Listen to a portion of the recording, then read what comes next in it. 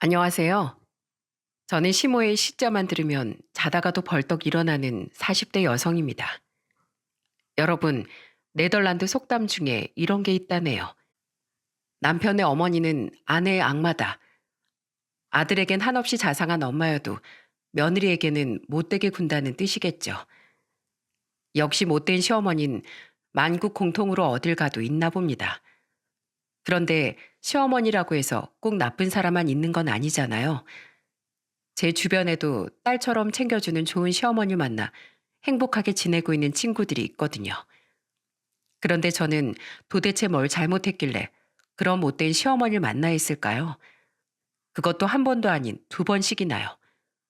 특히나 그중 한 명은 저에게 어찌나 끔찍한 짓을 저질렀는지 그 생각만 하면 아직도 치가 떨립니다. 제가 오늘 여러분들에게 들려드릴 사연은 그 끔찍한 시모에 관한 이야기랍니다. 제가 그동안 어떤 일을 당했는지 그리고 어떻게 복수했는지 잘 들어주시면 좋겠습니다. 제가 첫 번째 시모를 만난 건 20대 후반대였어요. 중견기업에 다니고 있던 전 남편과 사내 커플이었습니다. 성격도 나긋나긋하고 회사에서 성실하게 일하는 모습에 반했던 것 같아요. 차도 없이 버스를 타고 다니고 옷도 수수하게 입고 다니는 걸 보니 검소한 성격인 것 같더라고요. 나중에 결혼을 결심하고 나서 물어보니 어머니가 관리하시는 통장에 돈을 많이 모아놨다고 하더군요. 전 이런 남자 결혼하면 알뜰살뜰 돈도 잘 모으고 아이도 바르게 키우면서 잘 살 수 있을 거라고 생각했습니다. 결혼식 날짜가 정해지고 시댁에서 5천만 원, 친정에서 3천만 원을 도와주기로 했습니다. 저희는 양가에서 지원받은 금액에 저희가 모은 돈을 합쳐 집을 구하러 다녔어요. 그런데 신혼집의 위치나 환경을 잘 고려해서 정하고 싶던 제 마음과는 달리 시어머니가 자꾸만 딴지를 거시더라고요. 신혼집은 무조건 시가랑 가까운 게 최고다. 어차피 결혼하고 나면 우리 집에 자주 올 거 아니냐. 제가 박박 우겨서 신혼집은 겨우 회사 근처로 구하긴 했지만 그 외에도 결혼 준비를 하는 내내 마찰이 조금씩 있었어요. 혼수를 사러 남편과 함께 돌아다니는데도 시어머니가 자꾸 따라 나와 참견을 하시더라고요. 예, 소파는 어두운 색이 최고다. 뭐 흘렸을 때 티도 안 나고 얼마나 좋니? 아, 저거 좋구나. 저 검정색 소파가 너희 집에 딱이야. 어머님, 저희 집 인테리어에 검정색 소파는 너무 생뚱맞잖아요. 그리고 저건 천으로 된 소파라서 부스러기 같은 게 사이사이 들어가면 청소하기도 힘들다고요. 그리고 이거 보세요. 커버를 벗길 수도 없게 되어 있잖아요. 이런 소파는 한 번 오염되면 거의 버려야 되는데 이 돈 주고 사기엔 너무 아깝지 않나요? 그러지 말고 내 말 들어라. 그냥 저 검정색 소파로 사. 어머님, 제가 미리 봐둔 게 있어서 그래요. 이쪽으로 와서 한번 보세요. 밝은 색이긴 해도 가죽 소파라 물티슈로 닦으면 금방 지워진다고요. 내구성도 좋으니까 더 오래 쓸 수 있고요. 이것 보세요. 가격도 저렴하죠? 저도 남부럽지 않은 알뜰한 성격이라서 미리 다 알아보고 나온 거였는데 시어머니는 자꾸만 본인 말대로 하라며 고집을 부리시더군요. 세탁기는 이 제품으로 하래도 넌 왜 이렇게 말을 안 듣니? 내가 다 너희 생각해서 하는 말인데 시어머니가 하라며 해야지. 왜 이렇게 말대꾸가 많어? 시어머니의 돈 없는 참견에 점점 짜증이 났습니다. 하지만 최대한 이해해보려고 했어요. 자식을 처음 결혼시켜봐서 관심이 많으신가 보다 하고요. 그리고 앞으로 가족이 될 사이니 서로 얼굴 붉혀서 좋을 거 없다 싶었죠. 그런데 더 심각한 문제는 결혼 후에 터졌습니다. 결혼 후 생활비 관리를 해야 하는데 시어머니가 남편의 월급 통장을 주지 않는 거예요. 어머님, 이제 이 월급 통장은 제가 관리할게요. 저 주세요. 어린 네가 뭘 안다고 통장 관리를 하니? 그리고 우리 아들 통장은 어릴 때부터 내가 관리해 와서 앞으로도 계속 내가 관리하는 게 얘도 편할 거다. 어머님, 저 안 어려요. 이제 내일 모레면 30살이라고요. 그리고 저 어머님이 생각하시는 것보다 돈 관리 잘해요.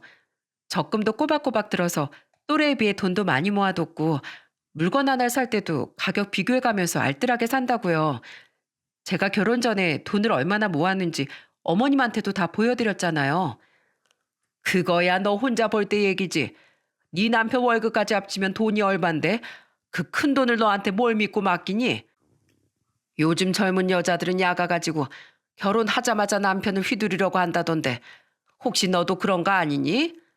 내 아들 통장 홀라당 가져가서 네가 다 가지고 내 아들한텐 쥐꼬리만한 용돈만 주려고? 난 그런 꼴 절대 못 본다. 그러니까 통장을 달라니 뭐니 그런 소린 다신 하지 말거라. 시어머니의 타박에 어쩔 수 없이 남편에게 해결하라고 등을 떠미니 엄마가 지금 자기 월급 전부를 적금으로 붓고 있어서 그렇다며 3개월 뒤 적금 만기가 되고 나면 통장을 돌려받기로 약속을 받아왔답니다. 그때까지만 제 월급으로 생활비를 쓰자면서요. 그런데 통장을 받기로 약속한 날이 가까워지던 어느 날 남편이 길을 걷다 교통사고를 당하는 바람에 수술비가 필요했어요. 제가 버는 돈은 생활비로 족족 다 나가버렸고 저 역시 결혼 전 모아둔 돈이 적금에 묶여 있었기 때문에 쓸 수 있는 현금이 없었죠. 결국 전 시모에게 수술비를 달라고 얘기했습니다. 내가 그 수술비를 왜 줘야 하니? 네 남편 수술비인데 네 돈으로 하면 되지. 너 결혼 전에 모아둔 돈도 많다며. 회사에서 월급도 꼬박꼬박 받으면서 그 돈은 어디에 쓰고 나한테 와서 찾는 거냐? 어머님, 제 월급은 생활비로 다 나갔는데 제가 무슨 돈이 있어요. 어머님이 이미 이 월급을 몽땅 적금에 넣는다면서 생활비 한 푼 안 주셨잖아요. 그리고 어머님은 본인 아들이 다쳐서 수술해야 되는데 그 수술비가 아까우세요? 애초에 어머니가 번 돈도 아니시잖아요.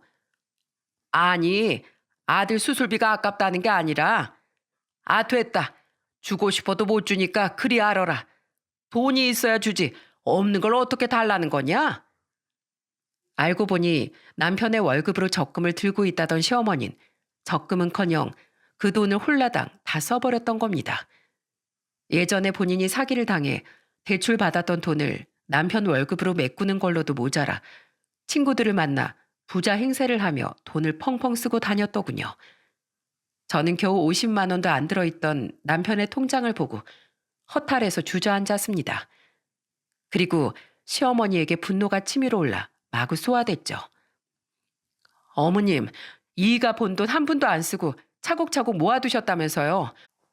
곧 적금 만기된다고 했던 건 다 거짓말이었어요? 그래놓고 저한테 돈 관리를 잘하니 못하니 그러셨던 거예요? 저 이런 식으로는 결혼 생활 못합니다. 아드님 이혼시키기 싫으면 그 통장 당장 저한테 주세요. 그 일 이후 남편의 통장은 결국 제 차지가 되었습니다. 그 와중에도 남편은 엄마가 다 이유가 있어서 그랬겠지라며 바보같이 지 엄마 편을 들더군요. 그런데 통장을 가져왔어도 문제가 없어진 건 아니었어요. 이해, 너희 대파 어디서 얼마 주고 샀니? 너 또 마트에 가서 사왔지? 마트가 시장보다 비싸다고 내가 몇 번을 말해. 저 옆 동네에 있는 시장에 가면 대파 한 단에 200원은 더 싸게 살 수 있는데 넌 정말 돈 아까운 줄을 모르는구나. 기껏 내 아들 통장 가져가선 내 아들이 힘들게 번 돈을 이따위로 써?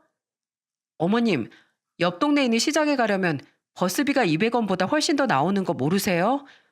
그렇다고 걸어가면 왕복 1시간은 걸리는데 회사 다니는 제가 평일에 거길 어떻게 다녀와요? 저희 집 살림은 제가 알아서 할 테니까 어머님 신경 쓰지 마세요. 시어머니가 시시때때로 저희 집에 찾아와 냉장고와 살림살이를 뒤지며 참견을 해댈 때마다 저도 지지 않고 맞받아 쳤습니다. 저도 할 말은 하는 성격이었거든요. 그런데 시어머니는 지치지도 않는지 별것도 아닌 걸로 저를 계속 들들 볶았어요. 그런데 더 큰 문제 뭐였는지 아십니까? 저와 시어머니 사이에서 중재를 해도 모자랄 남편이 자기 엄마 편만 들었다는 겁니다. 엄마, 쟤 진짜 미쳤나 봐.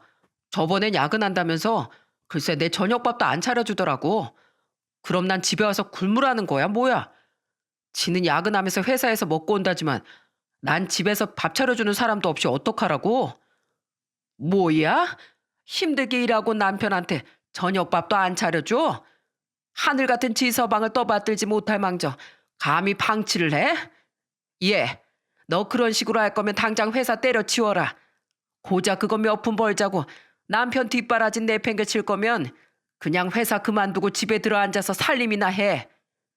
엄마 조심해. 쟤 무서운 애야. 엄마가 그렇게 잔소리할 때마다 집에서 날 들들 볶는단 말이야. 저번에 뭐라는 줄 알아?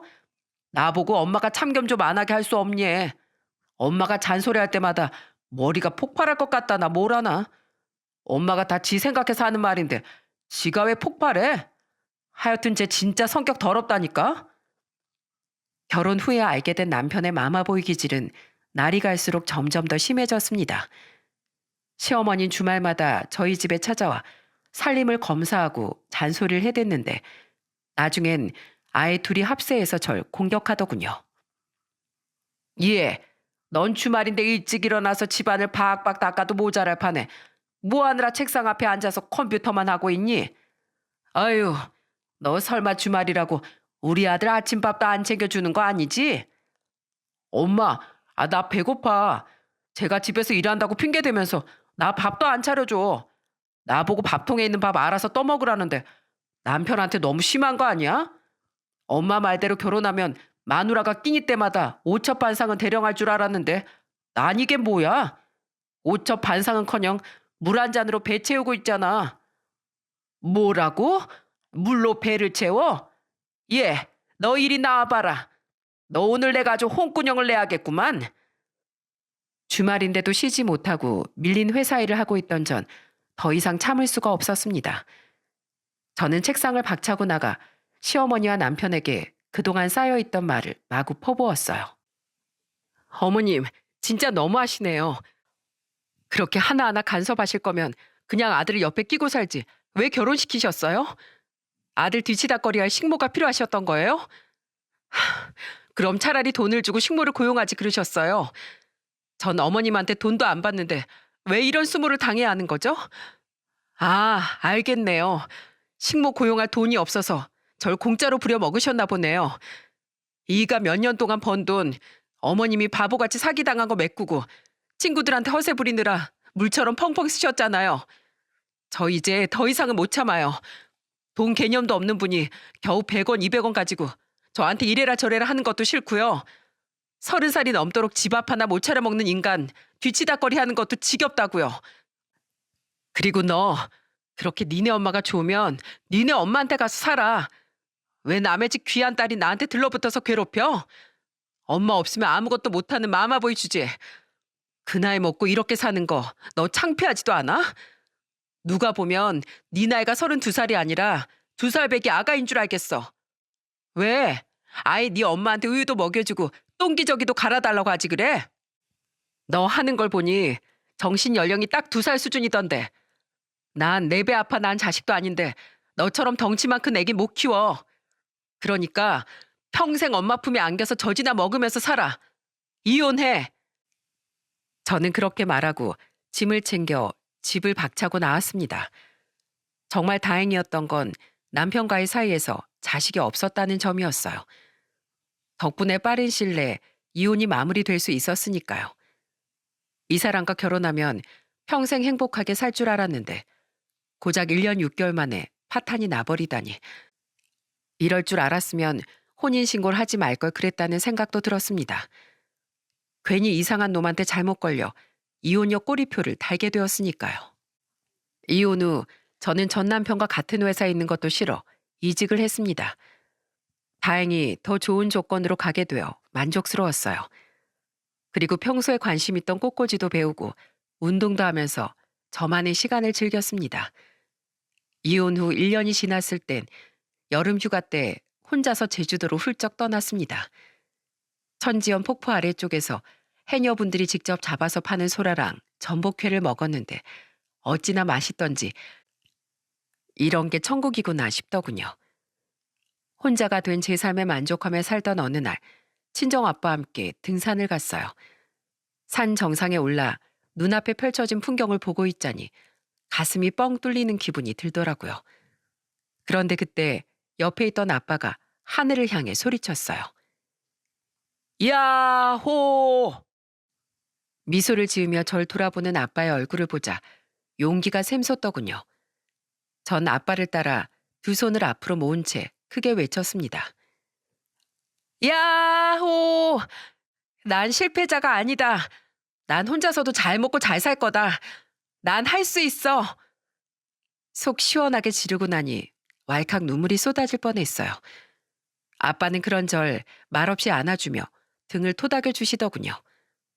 그 후로 저는 더욱더 힘내서 열심히 살아갔습니다. 그때 산 정상에서 속에 쌓여있던 걸 다 풀어내서 그런지 하는 일마다 다 잘 풀리더라고요. 회사에서는 업무 능력을 인정받아 승진을 했고 월급도 많이 올랐죠. 그렇게 좋은 일만 생기다 보니 평생 없을 것 같던 사랑이 제게 다시 한번 찾아오더군요. 제가 막 30대 후반이 되던 그때 볼링 동호회에서 마음이 잘 맞는 남자를 만나게 되었어요. 전 남편과는 달리 부모한테 의존하는 것 같지도 않고 듬직해 보이는 남자였죠. 그도 저처럼 이혼남이었는데 전처가 다른 남자 바람이 나서 이혼을 했다고 하더라고요. 저는 이 사람이라면 다시 한번 행복한 가정을 꿈꿔봐도 되겠다 하는 마음에 재혼을 하게 되었어요. 남편에게 전처와의 사이에서 낳은 8살짜리 아들이 있긴 했지만 문제가 되진 않았죠. 아이는 시어머니가 맡아서 키우고 있었는데 정말 예쁘고 착한 아이였거든요. 경수야, 인사해. 아빠랑 결혼할 사람이야. 이제 네 새엄마가 될 거야. 안녕하세요, 아줌마. 아줌마라니 엄마라고 해야지. 아유, 아니야, 여보. 처음 보는 아줌마한테 엄마 소리가 처음부터 그렇게 쉽게 나오겠어? 경수도 적응하려면 시간이 좀 걸릴 테니까 기다려주자. 나도 우리 경수랑 친해진 다음에 엄마 소리 듣고 싶어. 아직 8살밖에 안 된 아이인데 갑자기 모르는 여자를 엄마라고 부르라고 하니 얼마나 혼란스러웠을까요? 저는 아이가 마음을 열 수 있도록 천천히 다가가면서 기다려 주었습니다. 그리고 남편과 재혼한 지 2달쯤 되던 어느 날 평소처럼 주말이 되어 경수가 있는 시댁에 찾아갔어요. 경수야, 잘 있었어? 오늘은 아줌마가 경수 좋아하는 과자랑 아이스크림 많이 사왔어. 그런데 한 번에 다 먹으면 이빨 썩고 배탈 나는 거 알지? 그러니까 하루에 하나씩만 천천히 먹어야 돼. 알았지? 우와, 맛있겠다. 감사해요, 엄마. 뭐라고? 엄마? 경수야, 너 지금 나한테 엄마라고 한 거니? 다시 한 번만 말해봐. 나한테 엄마라고 부른 거 맞지? 재혼한 지 2달 만에 저를 엄마라고 불러준 경수의 모습에 그만 눈물이 왈칵 쏟아지고 말았습니다. 그동안 이 어린 것이 마음에 상처를 입지 않도록 부단히도 노력을 많이 했는데 그런 제 마음을 알아주어서 너무 고맙더라고요. 저는 그런 경수를 품에 꼭 안은 채 결심했습니다. 이 아이는 이제부터 내 친아들이라고, 내 배 아파 낳은 자식은 아니지만 가슴으로 낳은 아이라고 생각하며 사랑을 듬뿍 주겠다고요. 그 후 경수는 정말 절 친엄마처럼 대하며 따랐습니다. 오히려 친아빠인 남편보다 절 더 좋아할 정도였어요. 엄마, 저 이번 주에 학교에서 선생님한테 칭찬받았어요. 받아쓰기도 100점 맞고 그림도 잘 그린다고 선생님이 저보고 너무 기특하대요. 제 짝꿍도 제가 그림을 잘 그려서 부럽대요. 그래서 친구가 미술 숙제하는 것도 도와줬어요. 저 잘했죠? 경수는 시어머니가 돌봐주고 계셨기 때문에 비록 주말에 밖에 만나지 못했지만 저는 경수와 주말을 함께 보내며 점점 애틋한 모자 사이가 되어갔죠. 그런데 어느 날 감기 몸살에 걸려 끙끙대며 누워있던 경수가 그러더라고요. 엄마, 저 안 버릴 거죠? 챙겨주기 귀찮다고 버리고 갈 거 아니죠? 엄마, 저도 다른 애들처럼 엄마가 필요해요. 제발 절 버리지 말아주세요. 네? 아파서 식은땀을 뻘뻘 흘리는 경수 입에서 그런 말을 듣자 심장이 덜컥 내려앉는 기분이었어요. 경수야, 그게 무슨 소리야. 엄마가 널 왜 버려. 넌 누가 뭐래도 소중한 내 아들인데 어떻게 내가 널 버릴 수가 있겠니. 하지만 제 친엄마도 절 버렸잖아요. 친엄마도 엄마처럼 저한테 소중한 아들이라고 했었는데 절 할머니한테 버리고 가버렸단 말이에요. 그런데 엄마는 안 그럴 거죠? 정말로 저 버리지 않는다고 약속하시는 거죠? 바람나 이혼한 친엄마에 대한 상처가 얼마나 컸으면 그런 말을 하는지 이 어린아이가 느꼈을 그 고통을 생각하니 저는 정말 가슴이 찢어지는 것 같았습니다. 아니야, 경수야. 절대 그럴 일 없어. 엄만 너 안 버릴 거야. 약속할게. 우리 경수랑 평생 같이 살겠다고. 엄마가 약속할게. 저는 아이를 꼭 안아주며 눈물을 흘렸습니다. 이 아이의 상처가 아물 수 있도록 해주겠다고. 그리고 앞으로 이 아이에게 좋은 기억만 가득 주겠다고 다짐했어요.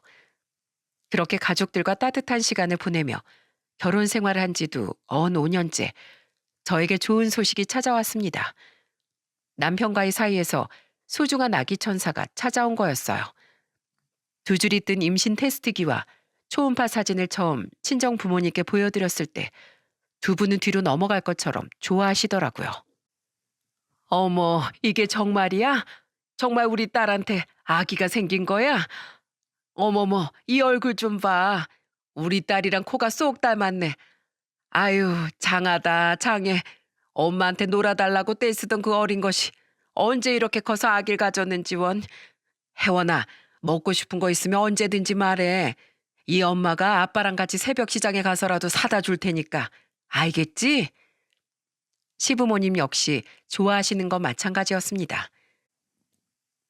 어머나, 우리 이씨 집안에 손주가 하나 더 생겼네. 경사 났다, 경사 났어. 경수 또한 동생이 생겼다며 어찌나 좋아하던지 저는 온 가족의 축하 속에서 뱃속의 아기를 위해 좋은 것만 먹고 마시며 시간을 보냈습니다. 그런데 임신 5개월쯤 되던 어느 주말이었어요. 남편은 모임이 있어서 밖에 나가고 저 혼자 집에 있었는데 갑자기 시어머니가 저희 집에 말도 없이 찾아오셨더군요. 양손으로 다 들 수도 없을 만큼 많은 짐을 바리바리 싸들고서요. 어머님, 갑자기 무슨 일이세요? 이것들은 다 뭐고요?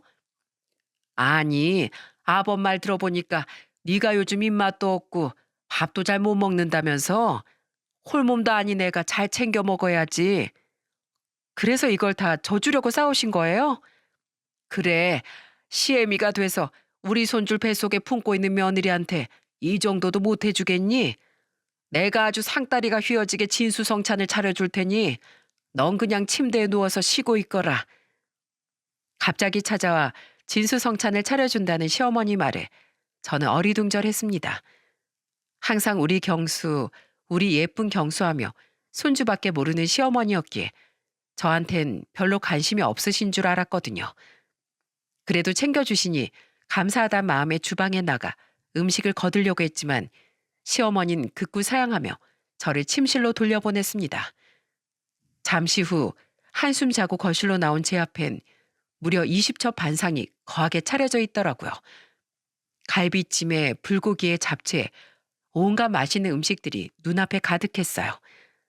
시어머니의 손에 이끌려 밥상 앞에 앉은 전 뭐부터 먹어야 할지 고민이 되었습니다. 이에 이것 좀 먹어봐라. 내가 직접 삶아서 먹기 편하게 알맹이만 쏙쏙 빼서 만든 꼬막 무침이다. 깨작깨작 먹지 말고 밥에 쓱쓱 비벼서 한 입 크게 먹어봐. 우와, 너무 맛있어요, 어머님. 역시 어머니 음식 솜씨가 최고라니까요. 이것도 먹어보렴. 요새 방어가 제철이잖니. 내가 새벽부터 수산시장 가서 떠온 거라 엄청 신선하단다. 어머님, 그런데 임신 중에 회는 좀 날 건 먹으면 안 좋다고 해서요. 어머, 얘 좀 봐. 이거 뭐 한두 점 먹는다고 죽니? 나 젊을 땐 그런 거 안 따지고 주는 대로 다 먹었어. 내가 너 몸보신하라고 아픈 다리를 이끌고 일부러 그 멀리까지 다녀온 건데 이 시애미 성의를 무시할 게야? 그리고 임산부 몸이 따뜻해야 되니까 여기 있는 팥죽도 좀 팍팍 떠먹어. 알겠니? 아, 그런데 팥을 많이 먹으면 조산 위험이 있대, 어머님. 이건 제가 잘 놔뒀다가 이따가 경수 아빠 오면 데워서 줄게요. 얘는 아이 무슨 젊은 애가 그런 미신을 믿어. 그냥 주면 주는 대로 좀 먹어라. 괜히 아범한테 줄 생각은 하지 말고 너 혼자 다 먹어. 그래야 네 뱃속에 있는 우리 손주가 튼튼하게 태어날 거 아니냐.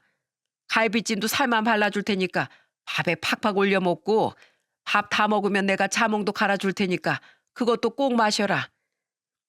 시어머니가 차려준 음식엔 임산부가 먹으면 안 좋다고 알려진 음식들도 꽤 있었지만 옛날 분이시니 그런 건 잘 모르시나 보다 하고 생각했습니다. 그래서 그런 건 최대한 피해서 안 먹으려고 했는데 억지로 제 입에 막 집어넣어 주시더라고요. 조금 걱정되긴 했지만 그래도 이번 한 번뿐인데 뭐 큰일이야 있겠나 싶었습니다. 굳이 절 생각해서 이렇게 진수성찬을 차려주셨는데 기분이라도 맞춰드리자는 생각에 그냥 꾸역꾸역 먹었죠. 그래, 이렇게 잘 먹으니 내가 다 기분이 좋구나. 그럼 난 이만 가보마. 푹 쉬고 있거라. 그런데 시어머니가 가고 나서 1시간쯤 지났을 때쯤 배가 아파오기 시작했어요. 처음엔 과식을 해서 배탈 난 건 줄 알았는데 그 정도 수준이 아니더라고요. 나중엔 배가 찢어지는 느낌이 들어 일어서지도 못할 만큼 아파 남편에게 전화를 했습니다. 하지만 남편은 친구들과 노느라 바쁜지 전화를 받지 않았고 저는 금방이라도 정신을 잃을 것 같은 고통에 직접 119에 신고를 했어요. 그리고 잠시 정신을 잃었다가 눈을 떴을 땐 응급실에 막 도착한 상황이었어요. 환자분, 혹시 오늘 뭐 드셨어요? 상한 걸 드셨나요? 아니요. 저희 시어머니가 음식을 이것저것 해주셔서 그거 먹었는데 불고기도 있었고 꼬막 무침이랑 방어회랑 또 다 말하려면 너무 많아서요. 혹시 너무 과식해서 그런 건가요? 이상한데? 많이 먹어서 그런 건 아닌 것 같고요. 혹시 음식에 뭐 탄 건 아니죠? 가끔 실수로 음식에 락스나 주방세제를 넣는 분들이 계시거든요. 노인분이면 눈이 잘 안 보여서 그런 실수를 할 수도 있어요. 네? 설마요. 그건 아닐 거예요. 저희 시어머니 아직 노안도 없으시고 정정하신데 그런 실수를 하실 리가요. 응급실 침대에 누워 링거를 맞고 있는데 점점 이상하다는 생각이 들었습니다. 평소엔 저에게 별로 관심도 없던 분이 갑자기 찾아와 20첩 반상을 차려준 것도 이상했고 아무리 옛날 분이시라지만 임산부한테 안 좋은 음식을 잔뜩 주신 것도 이상했어요. 게다가 음식에 뭘 탄 게 아니냐는 의사의 말이 계속 생각나면서 의심이 점점 커져가더군요. 저는 순간 무서운 기분이 들어 친정엄마에게 전화를 걸었습니다. 엄마, 나 진짜 급하게 부탁이 있는데 지금 당장 우리 집에 가서 싱크대에 먹다 남은 음식들 좀 싸서 병원으로 와줄 수 있어? 정말 급한 일이라서 그래. 다급해 보이는 제 목소리에 엄만 부랴부랴 저희 집에 가서 시모가 해준 음식들을 싸들고 왔고 저는 그 음식의 성분 검사를 의뢰했어요. 그런데 검사 결과 정말 충격적인 사실이 밝혀지고 말았습니다. 그건 바로 시어머니가 해주신 음식에 약성분이 검출되었다는 것입니다. 그것도 유산을 유도하는 끔찍한 약이요. 저는 정말 말로 다 할 수 없는 큰 충격에 빠졌습니다. 제 뱃속에 있는 아기에게 어떻게 그런 못된 짓을, 그것도 남도 아닌 시어머니가 어떻게 그런 끔찍한 짓을 저지를 수가 있나요? 저는 시어머니에게 따지기 위해 친정엄마와 함께 시댁에 찾아갔습니다. 어머님, 도대체 저한테 주셨던 그 음식에 뭘 타신 거예요? 그걸 먹고 제가 응급실에 실려갔다고요. 어머 얘 좀 봐라. 내가 뭘 탔다고 그러니? 그날 네가 너무 음식을 많이 먹어서 배탈이 난 게지. 기껏 새벽부터 고생해서 그 많은 음식을 해줬더니만 너 진짜 은혜도 모르는 애구나. 먹을 땐 맛있다고 먹어놓고 왜 이제 와서 싸가지 없게 시애미한테 따지고 들어? 자기는 음식에 뭘 탄 적이 없다고 뻔뻔스럽게 발뺌을 하는데 정말 미치고 팔짝 뛰는 기분이 들었습니다. 저는 그런 시어머니에게 그 끔찍한 약이 검출된 검사 결과지를 내밀었어요. 그러자 시어머니는 얼굴이 새파랗게 질리더니 그제야 잘못을 시인하더군요. 애미야, 내가 미안하다. 내가 정말 죽을 죄를 졌구나. 그런데 난 그럴 수밖에 없었단다. 네 뱃속에 있는 아이는 태어나면 안 되는 아이라서 그랬어. 우리 가족을 위해서라도 그 아이를 포기하면 안 되겠니? 뭐라고요? 태어나면 안 되는 아이라고요? 어머님, 그게 도대체 무슨 소리세요? 네? 자세히 말씀 좀 해보시라고요. 이후 시어머니 입에서 듣게 된 내용은 충격 그 자체였습니다. 알고 보니 몇 달 전 남편과 이혼한 전처가 시댁에 갑자기 찾아왔다고 하더군요. 제발 자기 아들 경수를 한 번만 만나게 해달라며 빌길래 시어머니가 저 몰래 경수와 만날 수 있게 해주었답니다. 그러자 그 여자는 욕심이 더 생겼는지 남편과 시모 앞에서 무릎을 꿇으며 싹싹 빌었다고 하더군요. 어머님, 그리고 여보, 내가 정말 잘못했어. 내가 회사에서 너무 스트레스 많이 받다 보니 탈출구가 잠시 필요했었나 봐. 그래서 다른 남자한테 눈을 돌리는 절대 하지 말아야 될 행동을 하고 말았어. 다시는 안 그럴게. 그러니까 제발 한 번만 날 용서해주고 받아주라. 우리 경수 엄만 당신이 재혼한 그 여자가 아니라 나잖아. 그러니까 그 여자랑 헤어지고 우리 셋이서 다시 행복하게 살자. 어?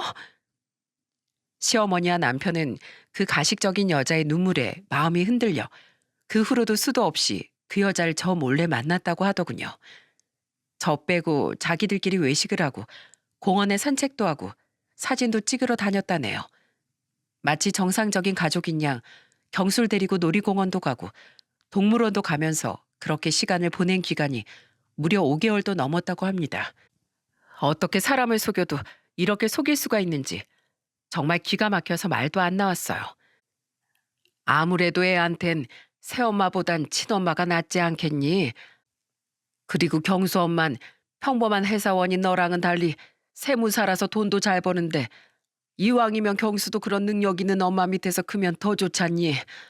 그런데 내가 이걸 너한테 솔직하게 말할 수도 없고 그냥 아무 일도 없었던 것처럼 네가 우리 아들과 이혼해 줬으면 좋겠는데 네 뱃속에 있는 그 아이 때문에 네가 이혼을 안 하려고 할 테니 나도 별다른 방법이 없었단다. 어머니, 지금 제정신이세요? 아무리 그래도 그렇지 어떻게 뱃속에 있는 아기를 죽일 생각을 하실 수가 있어요. 어머님, 그렇게 못된 짓 하시면 천벌 받아요. 나중에 지옥에 떨어져서 벌 받을 게 무섭지도 않으세요? 이후 저는 뒷조사를 해 그 여자의 집 주소를 알아냈습니다. 이미 재혼해 가정 있는 남자에게 껄떡거린 그 여자에게 한마디 해주고 싶었어요. 그래서 연락도 없이 그 여자의 집에 불쑥 찾아갔습니다.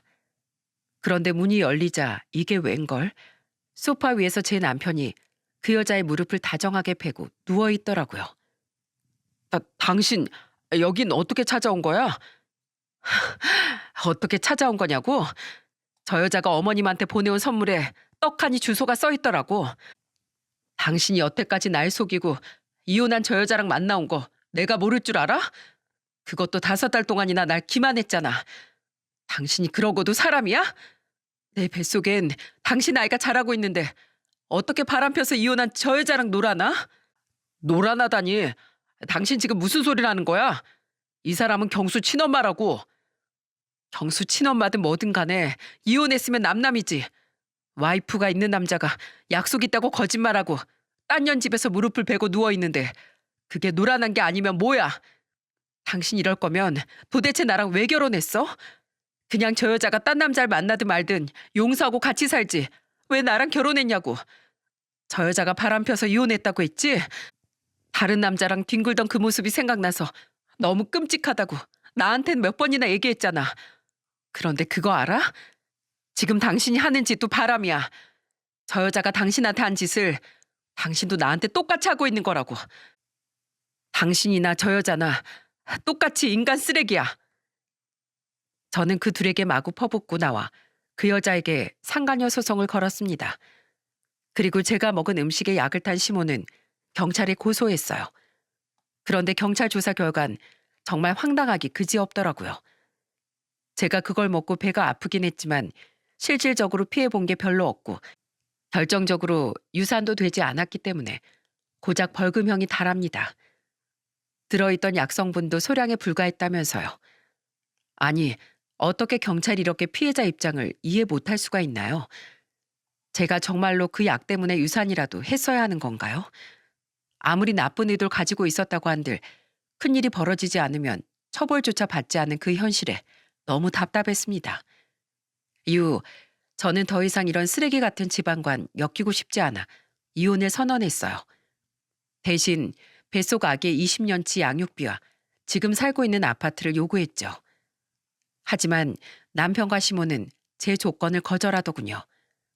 처음에 약을 탄 걸 들켰을 땐 미안해하던 시모도 벌금을 내고 나니까 완전 뻔뻔하게 태도가 변해버렸어요. 20년치 양육비라니. 너 지금 그걸 말이라고 하는 소리냐? 양육비야 매달 꼬박꼬박 보내주면 되지. 무슨 날강도도 아니고 어떻게 20년치를 한꺼번에 달라고 하니? 제 아이를 죽이려고 했던 사람들인데 제가 뭘 믿고 양육비를 매달 받겠어요? 처음 한두 달만 주고 안 주게 뻔한데. 그리고 남편도 없이 저 혼자 아이 키우려면 회사도 못 다니는데 이렇게 피해를 주셨으면 당연히 집세 걱정 없이 살 수 있게 이 집도 절 주셔야 하는 거 아닌가요? 지금 이 이혼의 기책 사유는 당신들이라고요. 하지만 워낙에 뻔뻔한 사람들이라 제가 아무리 말해봤자 소용이 없었습니다. 그렇다고 약속도 안 지킬 게 뻔한 저 사람들에게 꼴랑 위자료 몇 푼만 받고 이혼하긴 너무 억울했어요. 그래서 저는 복수를 하기로 마음먹었습니다. 돈도 받아내고 저 인간들을 혼쭐 낼 수 있도록 말이죠. 그런데 평생 나쁜 짓은 안 하고 살아와서 그런지 어떻게 복수해야 할지도 막막하더라고요. 한참을 고민하던 끝에 제가 생각한 방법은 바로 눈에는 눈, 이에는 이였습니다. 시모의 생일 하루 전날 저는 미역국을 한 냄비 끓여 설사약을 잔뜩 탄 후 시댁에 배달시켰어요. 그리고 냄비 위에는 예쁜 쪽지도 붙여두었죠. 어머님, 생신 너무 축하드려요. 생신 당일에 직접 가서 미역국을 끓여드리고 싶었는데 내일은 일이 너무 바빠 못 올 것 같아서 미리 끓여놨어요. 소고기도 듬뿍 넣었으니 경수 아빠랑 두 분이서 맛있게 드세요. 첫째 며느리가. 그리고 저는 아무것도 모르는 척 시댁에 찾아갔습니다. 경수에게는 친구들과 나가 놀라고 용돈을 쥐어준 후 시모와 남편이 어떻게 행동하는지 지켜봤어요. 그런데 정말 웃기게도 시모는 그 미역국이 전 며느리가 보낸 건 줄 알고 기뻐하더라고요. 예, 이것 좀 봐라. 돈도 잘 버는 애가 시어머니를 이렇게 끔찍이 챙긴다. 그런데 넌 도대체 뭐니? 임신했단 핑계로 빈둥거리기나 하고. 그러니 다시 말하는데 지금이라도 내 아들이랑 갈라서라. 그 앤 이제 지울 수도 없으니 나오면 우리한테 보내고. 참 넌 어차피 기분 나빠서 이거 안 먹을 거지? 그냥 우리끼리 먹으마. 저는 소파에 앉아 남편과 시모가 미역국을 맛있게 먹는 모습을 지켜봤어요. 안에 설사약이 든 줄도 모르고 두 그릇이 퍼먹는 모습이 참 우습더군요. 그리고 잠시 후 표정이 안 좋아진 시모가 배를 부여잡고선 화장실로 달려갔습니다.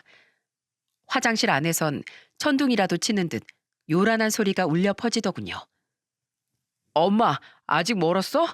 빨리 좀 나와봐. 나도 배가 아파 죽겠단 말이야. 남편은 시모가 화장실에 들어간 지 1분도 지나지 않아 빨리 나오라며 화장실 문을 쿵쿵 쳐댔습니다. 두 손으로 엉덩이를 움켜잡은 채 괴로워하는 그 모습을 보자 피식 웃음이 나왔어요. 엄마, 빨리 좀 나오라니까. 나 진짜 바지에 쌀 것 같단 말이야. 아니면 화장실 바닥에 쌀 테니까 문이라도 좀 열어줘. 잠시 후 화장실 문이 열리고 남편이 그 안으로 들어갔지만 이번엔 반대로 시모가 다급하게 화장실 문을 두드리기 시작했습니다. 이에 친모가 이 문 좀 열어봐라. 얼른. 아이, 엄마 왜 그래? 나 아직 멀었단 말이야. 밖에 상가에 가서 싸면 되잖아. 아, 이놈의 자식이 엄마가 배가 아파 죽겠다는데 그게 할 소리야? 상가까지 5분은 걸어가야 되는데 어떻게 가라는 말이야? 아유, 경수 엄만 도대체 미역국에 뭘 넣었길래 이 난리가 난 거야? 아이고 배야, 진모가 어서 나오라니까 어서. 그 둘은 10번도 넘게 화장실을 들락날락거린 후 탈진했는지 바닥에 털썩 드러눕더군요. 저는 그런 그들에게 다가가 비웃으며 말했습니다. 바보 같은 인간들, 재밌는 거 알려줄까요? 그 미역국 사실 내가 보낸 거예요. 뭐라고? 경수 엄마가 보낸 게 아니라 네가 보낸 거라고? 그런데 쪽지에 첫째 며느리라고 써 있었는데. 저 첫째 며느리 맞잖아요. 저 인간이 이 집안의 유일한 아들이니까 제가 첫째 며느리죠. 그 여자 며느리도 아니고 그냥 이혼한 남일 뿐이고요. 제가 뭐 틀린 말 했나요? 임신한 절 유산시키려고 음식에 약을 타는 그 못된 짓걸 해놓고서 똑같이 당해보니까 어때요? 평생 나쁜 짓은 안 하고 살던 전데 막상 해보니까 뭐 나쁜 짓도 할 만하더라고요. 당신들이랑 똑같은 사람 되는 건 싫지만 역지사지가 안 되는 인간들이니 이것밖에 방법이 더 있겠어요? 아, 맞다. 중요한 걸 말 안 했네. 당신들 뱃속에 나이가 없으니 유산되는 약은 소용이 없잖아요. 그래서 제가 다른 걸 넣었어요. 뭐? 다른 걸 넣었다고? 설마 우릴 죽게 하는 그런 약이라도 넣었다는 거냐? 글쎄요. 뭘 넣었는진 차차 두고 보면 알겠죠. 이 천인공노할 몹쓸년. 네가 감히 우릴 죽이려고 이런 짓을 꾸며? 아이고 진모가 내가 며느리 잘못 들여서 제명을 다하지도 못하고 죽게 생겼구나. 이걸 어찌하면 좋을꼬. 왜요? 죽는 건 무섭나 보죠? 그럼 이렇게 하세요. 제가 전에 말했던 이혼 조건 군말 없이 받아들이세요. 20년치 양육비와 이 아파트. 그거면 목숨값이랑 교환할 만하잖아요. 이 미친 것이 내가 그 큰 돈을 너 같은 못된 년한테 줄 것 같으냐? 절대 못 준다. 절대 못 줘. 네가 아무리 미역국에 독약을 탔어도 병원에 가서 치료하면 그만이야. 그러니까 그 돈은 꿈도 꾸지 말거라. 그 후 시모와 남편은 병원에 갔고 제가 넣은 게 설사약이라는 걸 알게 되었어요. 그리고 제가 시모에게 그랬던 것처럼 똑같이 저를 경찰에 신고했어요. 하지만 전 아무런 처벌도 받지 않았습니다. 유산시키는 약을 타도 겨우 벌금형밖에 안 받는데 그 설사약 조금 탔다고 무슨 처벌을 받겠어요? 저는 씩씩대며 분해하는 그들한테 똑똑히 말했습니다.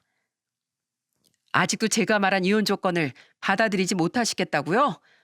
그럼 전 절대로 이혼해줄 생각 없는데 괜찮으시겠어요? 이번에 설사약이었지만 다음번에 무슨 약이 될 줄 알고요? 생각보다 간이 되게 크시네요. 물론 그 말은 시모를 협박하기 위한 빈말이었습니다. 아무리 제가 시모와 남편에게 악감정이 있다고 해도 설마 정말로 사람을 죽이는 약을 먹이겠어요? 저는 뱃속에 있는 아기도 아무렇지 않게 죽이려고 하는 시모랑은 전혀 다른 사람이거든요. 그런데 그들은 제 말이 진심처럼 느껴졌는지 얼굴이 하얗게 질려선 손을 바들바들 떨더군요. 그동안 할 말 다 하면서 몇 번 무섭게 쏘아댔더니 한다면 하는 애라고 생각했나 봐요. 알았다. 네가 원하는 대로 해주마. 그러니 제발 다시 우리 앞에 나타나지 말아다오. 제발 부탁이다. 결국 저는 설사약이라는 기발한 아이디어 하나로 20년치 양육비 전부와 아파트를 받고 시원하게 이혼할 수 있게 되었답니다. 그 후 저는 그 아파트를 팔고 회사 근처에 집을 새로 얻었어요. 그리고 그곳에서 아이를 낳고 친정 부모님과도 자주 만나며 행복하게 지냈답니다. 그렇게 시간이 흘러 그때 낳은 딸아이가 벌써 2살이 되었네요. 전 남편을 닮은 구석이 조금 있긴 했지만 그래도 제가 낳은 아이라서 그런지 한없이 예쁘기만 하더라고요. 아이가 까르르 웃는 모습을 볼 때마다 가슴이 충만해지는 기분이 들곤 해요. 그런데 이렇게 행복하게 지내던 와중에도 문득문득 생각나는 얼굴이 있었답니다. 그건 바로 제가 가슴으로 낳은 아들 경수였어요. 전 남편과 이혼 도장을 찍고 시댁에 마지막으로 들렀다가 나오던 날 경수가 제 손에 작은 쪽지 한 장을 쥐어주더군요. 그 쪽지엔 이런 내용이 써 있었습니다.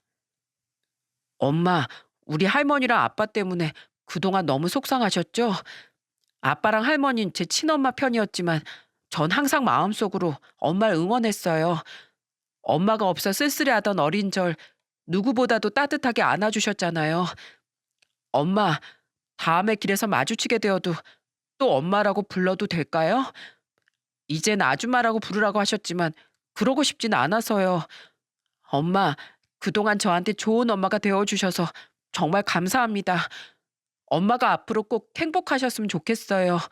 사랑해요, 엄마. 차에 타서 그 쪽지를 읽어본 후 세상이 떠나가라 울었던 기억이 납니다. 아직도 그때 일을 생각하면 눈물이 울컥 올라오곤 해요. 자기를 버리지 말아달라는 경수의 애원에 절대 그럴 일 없을 거라고 약속했는데 그 약속을 지키지 못한 것 같아 너무 미안했어요. 경수의 말대로 다음번에 길에서 우연이라도 마주치게 되면 엄마가 약속을 못 지켜서 미안하다고 꼭 사과하고 싶어요. 아참, 저랑 이혼한 후 전 남편은 어떻게 되었는 줄 아세요? 기껏 전처를 다시 받아줬더니 1년도 되지 않아 다시 바람이 나서 집을 나갔다고 하네요. 원래 바람은 습관이라고 하잖아요. 한 번 바람 나서 자식도 버린 사람이 2번 바람 피는 게 뭐 어렵겠어요? 그 일 때문에 시댁에 또 한바탕 뒤집어진 것 같은데 그 사이에 껴서 상처를 받고 있을 경수만 너무 안타깝게 된 거죠. 얼마 전 전 남편은 저에게 전화를 해 다시 자기를 받아달라며 애원을 하더군요. 주말이라 친정 부모님과 시간을 보내고 있던 그런 전 남편에게 시원하게 질러줬습니다. 야, 이 벌레만도 못한 쓰레기 자식아. 네 자식 경수 생각해서라도 제발 정신 차리고 살아.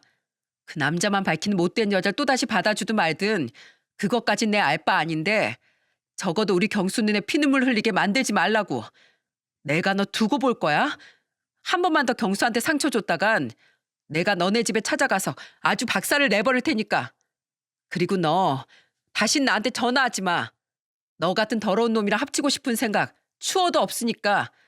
남자라면 사족을 못 쓰는 그 잘난 여자랑 어디 한번 행복하게 살아보라고. 끊어. 제 통화를 옆에서 듣고 있던 부모님은 잘했다며 저를 따뜻하게 안아주셨어요. 이제는 그런 못된 놈은 기억에서 지워버리고 우리끼리 행복하게 살자면서요. 그 후 저는 제 딸아이의 재롱을 보며 하루도 얼굴에 웃음이 끊이지 않는 생활을 하고 있답니다.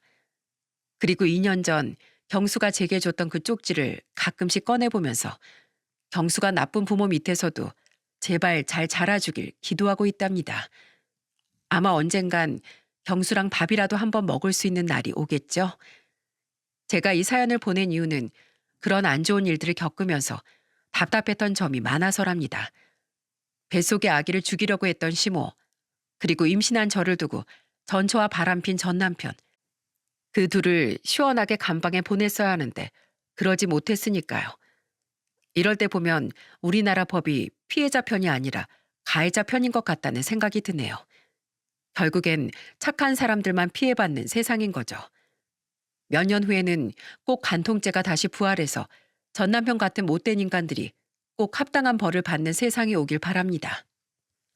그럼 전 이만 이야기를 여기서 줄이도록 할게요. 제 긴 이야기를 들어주셔서 정말 감사합니다. 오늘도 행복한 하루 보내세요.